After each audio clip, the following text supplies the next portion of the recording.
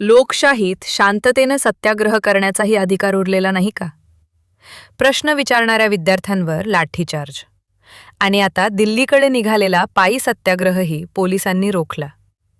अखेर आंदोलनकर्त्यांचा आवाज दाबण्याचा प्रयत्न आहे का, की कायदा सुव्यवस्था राखण्यासाठी ही कारवाई? पाहूया या संपूर्ण प्रकरणाचा सविस्तर आढावा. धाराशिव जिल्ह्यातील भूम तालुक्यातील तिंत्रज फाटा येथून आज सकाळी 9 वाजता दिल्लीकडे निघालेल्या पायी सत्याग्रह मार्चला नाट्यमय वळण मिळाले. आंदोलनाचे नेतृत्व करणारे रविराज साबळे यांनी हा मार्च विविध मागण्यांसाठी सुरू केला होता. या मागण्यांमध्ये सोनम वांगचुक यांच्या समर्थनार्थ आवाज, केंद्रीय शिक्षण मंत्री धर्मेंद्र प्रधान यांच्या राजीनाम्याची मागणी, टीईटी पेपरफुटी प्रकरणाची निष्पक्ष चौकशी, एमपीएससी परीक्षा कायमस्वरूपी ऑफलाईन घेण्याची मागणी, तसेच दिल्लीतील आंदोलक विद्यार्थ्यांवरील लाठीचार्जचा निषेध यांचा समावेश होता. मात्र मार्च सुरू झाल्यानंतर काही वेळातच पोलिसांनी हस्तक्षेप करत रविराज साबळे यांना ताब्यात घेतल्याची माहिती समोर आली.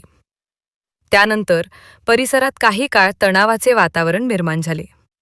दरम्यान पोलिसांकडून ही कारवाई नेमक्या कोणत्या कायदेशीर कारणास्तव करण्यात आली याबाबत अधिकृत माहितीची प्रतीक्षा आहे. आंदोलनकर्त्यांचे म्हणणे आहे की त्यांचा मोर्चा पूर्णपणे शांततापूर्ण आणि संविधानिक मार्गाने काढण्यात येत होता. आता या घटनेनंतर पुढे काय घडणार? आंदोलन सुरू राहणार का? आणि पोलिसांच्या कारवाईवर रविराज साबळे नेमकी काय भूमिका मांडतात, हे पाहणे महत्त्वाचे ठरणार आहे. निर्भीड जनता न्यूज या संपूर्ण घडामोडींवर लक्ष ठेवून आहे.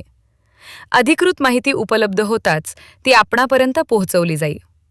आत्ताच आपल्या आवडत्या निर्भीड जनता न्यूज चॅनल फॉलो करा, शेअर करा, सबस्क्राईब करा, लाईक करा. कमेंट बॉक्समध्ये आपले मत व्यक्त करा. मध्ये चालू आहे.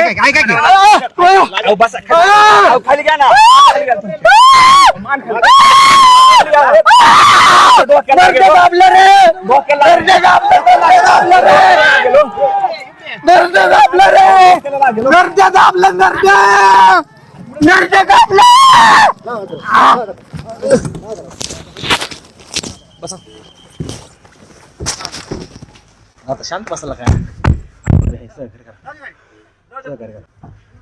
हे नरड दाबलंय पोलिसांनी. नरड दाबलंय. मारून टाकते नि मला आता.